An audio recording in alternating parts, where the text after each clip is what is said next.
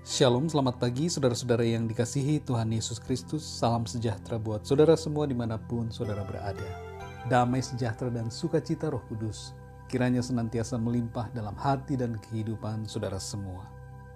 Di pagi hari ini kita akan merenungkan firman Tuhan tentang kebangkitan, disertai dengan sebuah kisah sederhana, kisah nyata seorang wanita bangsawan Inggris.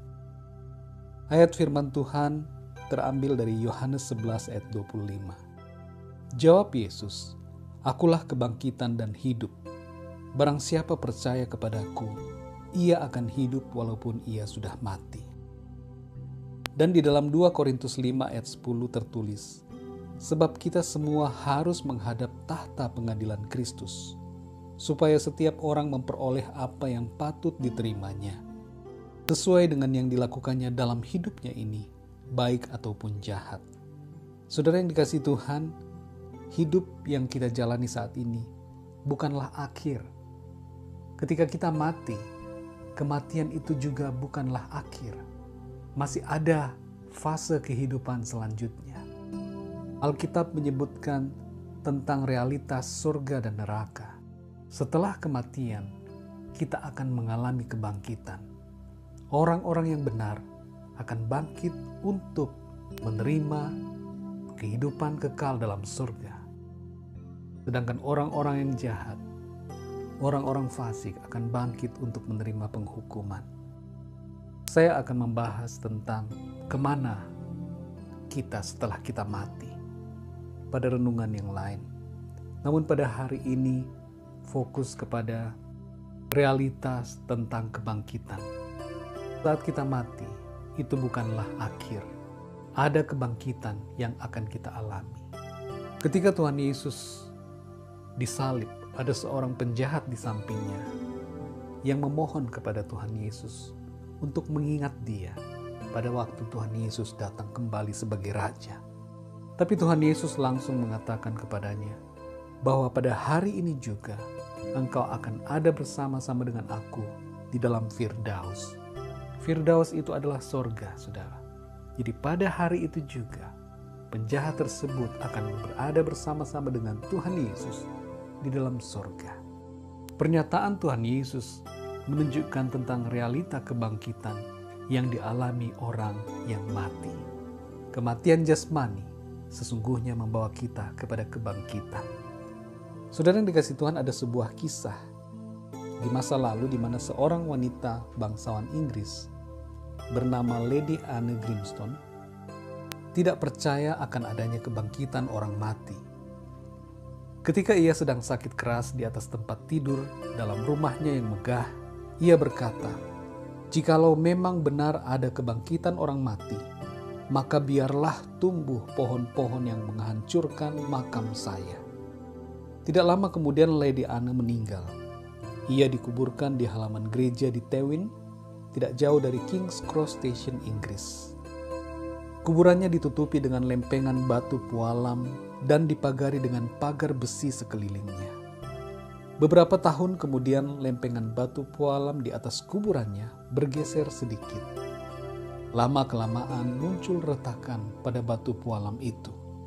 Dan dari retakan itu muncul sebatang pohon kecil. Pohon kecil itu terus bertumbuh dan bertumbuh, dan kemudian menghancurkan makam itu dari dalam hingga keluar.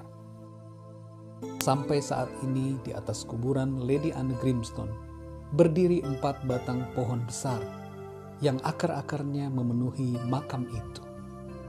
Saudara yang dikasihi Tuhan, masyarakat percaya bahwa tantangan yang keluar dari mulut Lady Anne Grimstone sebelum ia meninggal telah dijawab oleh Tuhan. Tumbuhnya 4 batang pohon besar yang menghancurkan makam Lady Anne membuktikan bahwa keyakinannya salah. Tuhan hendak membuktikan kepada kelompok yang tidak percaya kebangkitan orang mati kala itu bahwa ada kebangkitan sesudah kematian jasmani. Sampai hari ini, pohon-pohon di atas kuburan itu menjadi monumen untuk mengingat bahwa Tuhan telah menjawab tantangan Lady Anne Grimstone. Saudara yang dikasihi Tuhan, sepenggal kisah tadi mengingatkan kita betapa Tuhan itu mendengar setiap ucapan tantangan dari mulut kita. Tuhan itu hidup, Allah itu hidup. Allah yang kita sembah, Tuhan Yesus Kristus, bukanlah Allah orang mati, melainkan Allah orang hidup. Dia disebut sebagai Allah Abraham, Allah Ishak, Allah Yakub. Abraham, Ishak, dan Yakub bukanlah orang-orang yang mati, melainkan mereka hidup. Allah sendiri yang menyatakan bahwa mereka adalah orang-orang yang hidup, menunjukkan bahwa ada kebangkitan dan kehidupan setelah kematian. Mari saudara, melalui renungan pagi hari ini, kita diingatkan kembali tentang kebangkitan setelah kematian. Ada kehidupan setelah kematian jasmani. Ada harapan akan kehidupan yang kekal bersama dengan Tuhan di dalam surga. Hidup dalam dunia ini bukanlah akhir. Kematian juga bukanlah ujung akhir dari segala sesuatu dalam hidup kita. Tetapi ada kehidupan, ada kebangkitan, sebagaimana Tuhan telah menjanjikannya kepada kita. Ayat dalam Yohanes 11 ayat 25.